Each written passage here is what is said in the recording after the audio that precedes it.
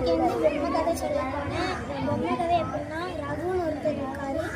அவர் வந்து சின்ன வயசுலேருந்தே அவருக்கு பொம்மைனா ரொம்ப பிடிக்கும். பொம்மையை வச்சு விளையாண்டுக்கிட்டே இருப்பாங்க. ஸ்கூல் முடிச்சாச்சு, அதுக்கப்புறம் காலேஜ் முடிச்சிட்டாரா, இன்னும் பொம்மையை வச்சு விளையாண்டுக்கிட்டே இருப்பாங்க. இது வந்து அவரோட ஃப்ரெண்ட்ஸாக இருக்கட்டும், அவர் வேலை செஞ்சாரு அந்த ஆஃபீஸாக இருக்கட்டும், எல்லா இடத்துலையுமே அவர் ஒருத்தி வச்சு சின்ன பிள்ளை பொம்மை வச்சு விளையாண்டுக்கிட்டே இருக்காங்க அப்படின்னு அவருக்கு அதெல்லாம் அவர் ஒரு இதாகவே நினைக்கிறார். நான் பொம்மை வச்சு விளையாண்டுக்கிட்டே தான் இருக்காரு. அப்போ ஒரு நாள் அவர் வந்து வேற ஊருக்கு போகிறாரு. வேற ஊரில் அவருக்கு மாடி வீடு கிடைக்கும். அங்கே தான் அவங்க தனியாக தான் தங்குறாங்க. அப்போ அவர் பொம்மையை வச்சு அங்கேயே விளையாண்டுக்கிட்டே அப்போ ஒரு முகிலன்னு ஒரு பையன் இருப்பாங்க. அந்த பையன் வந்து ஒரு நாள் ஒரு வீட்டை போய் பார்த்துருக்கான். ஃபுல்லாக பொம்மையாகவே இருந்தது.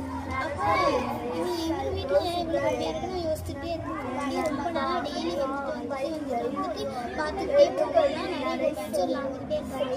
ஒரு நாள் நேராக அவர்கிட்டயே போயிட்டு, நீங்கள் இவ்வளோ பொம்மையை வச்சுருக்கீங்களே, நீங்கள் இதெல்லாம் வச்சு விளாடுவீங்களா அப்படின்னு அவர் சொல்கிறாரு. அவனால் விளாடுவேன். ஏன் கேட்க இல்லை, சின்ன பிள்ளைங்க தானே பொம்மையை வச்சு விளாடுவாங்க, அதனால தான் கேட்டேன். நீங்கள் இன்னும் விளாடுவீங்க அப்படின்னு சொன்னாங்க. அப்போ அவர், நான் இங்கே தனியாக தான் இருக்கேன், எனக்கு ஃப்ரெண்ட்ஸ் யாருமே கிடையாது, நான் பொம்மையை வச்சு விளாண்டுட்டு யாரும் என்ன விட்டு போயிட்டாங்க, அதனால தான் இந்த பொம்மையை வச்சு விளாண்டுன்னு சொல்லுவேன். அப்போ உடனே இந்த பையன் வந்து அவனோட ஃப்ரெண்ட்ஸ் எல்லாரையும் கூப்பிட்டு அவர் வீட்டுக்கு போய் விளையாடுவாங்க.